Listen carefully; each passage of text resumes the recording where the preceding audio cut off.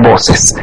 Y en ese sentido, nosotros no podemos señalar a los partidos políticos porque debemos de reivindicar siempre a quienes pertenecen a los partidos políticos, sino aquellas cúpulas que, sustituyendo a las cúpulas militares que ya habían pasado a la historia en el poder, aparentemente no solo se aliaban con esas mismas cúpulas, sino que se posicionaban y se adueñaban de los partidos políticos.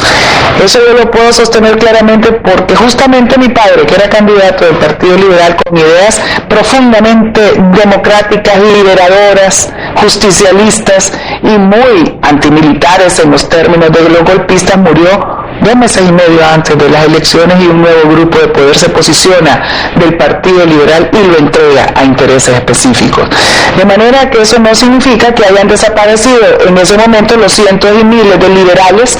que siguen hasta hoy luchando por la democracia y por la justicia y por la equidad. Entonces, en aquel momento, secuestrar por cúpulas de poder fundamental en este país los partidos políticos, el espectro de partidos políticos y el sistema democrático, le costó mucho a la libertad de expresarse, abrirse campo. Y la libertad de expresarse no para los periodistas, que tienen su derecho a expresión como cualquier ciudadano. La libertad de expresarse de todos los ciudadanos que hasta hoy seguimos luchando por tener ese derecho. Hoy mismo nosotros hemos querido opinar al respecto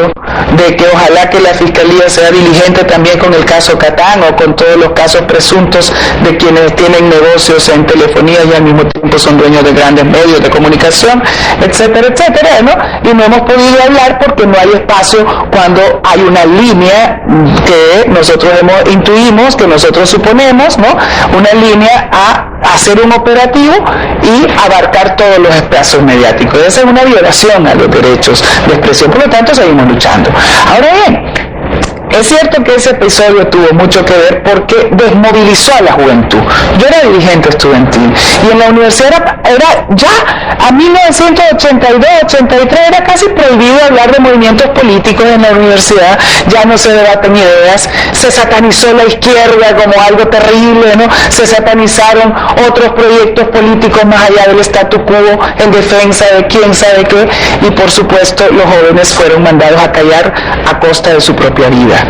Ahora bien, si ese evento de aquella expresión perdida en un espacio de tiempo donde los jóvenes sencillamente ya no tuvieron esa carga generacional que hereda unos ciertos impulsos, sino que ahora la tienen que volver a crear y que se ha creado de manera distorsionada en ciertos sectores, los más pobres y los más abandonados a través de maras, ¿no? Y que en los sectores que no pertenecen a maras de repente no encuentran los corredores por donde recrear el nuevo lenguaje de cambio, porque ustedes jóvenes tendrán dentro de muy poco tiempo que hacerse cargo de estos partidos políticos y de este país,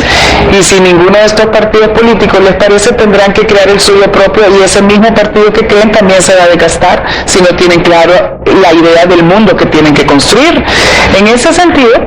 creo yo que lo que más ha tenido que ver es justamente estos proyectos neoliberales donde nos han sometido a la irredenta ley del mercado como ley de la humanidad, como dicen algunos líderes reaccionarios y conservadores de este país, ¿no? Y por supuesto la ley del consumo, la ley del paso fácil, la ley de la indiferencia, el individualismo, la propia soledad en el pensamiento y en la acción, el no conocer lo que pasa en el entorno, el no analizar por qué pasan las cosas, y a ello contribuye fundamentalmente la información que se vierte a través de los medios de comunicación masiva, que es a través del cual se educa cívicamente o se desinforma a una población. De manera que en ese sentido yo creo que ha tenido que ver con el interés de mercado, de grupos de interés específicos que no les interesa que los jóvenes participen, y mucho menos que piensen, y mucho menos que analicen lo que pasan, y mucho menos que traten de averiguar si detrás de la información que reciben, del chisme que reciben, de la pildorita o del apunte que leen, cuántas cosas son reales, cuántas cosas no son reales, cuántas son violatorias de la libertad, de la expresión, de la democracia, de los derechos ciudadanos, ¿no? Cuántas cosas están destruyendo, no el sistema de partidos políticos, a la sociedad en su su conjunto, con los valores no son etéreos, los valores son esos instrumentos que nos sirven para construir un país donde todos tengamos comida, un techo digno, salud, educación y trabajo. Y esos valores son ese montón de conductas compartidas que en vez de atentar contra la humanidad, le ayuden a construir la humanidad y poder sobrevivir en el tiempo y proteger hasta el medio ambiente, que a ustedes les tocará lidiar con menos agua, con menos petróleo, con menos oxígeno, y que por lo tanto ya en su pensamiento tiene que estar inserta la forma de organización social y política y económica para poder respirar, para poder sembrar, para tomar agua, para poder tener alimentos. De manera que, fíjese, esos desafíos que los hemos visto nosotros junto con nuestros jóvenes. Usted ha visto con los jóvenes de su partido. Fui joven, quiero decirle que uno no nace viejo. Yo fui joven, actuante, fui dirigente estudiantil en el colegio y después en la universidad. Viví la época de los desaparecidos y los asesinatos. Me incluí en movimientos de cambio profundo en nuestra sociedad con un pensamiento liberal social muy profundo heredado de mi padre. Vi también la desaparición de la movilización estudiantil cuando yo ya no era estudiante.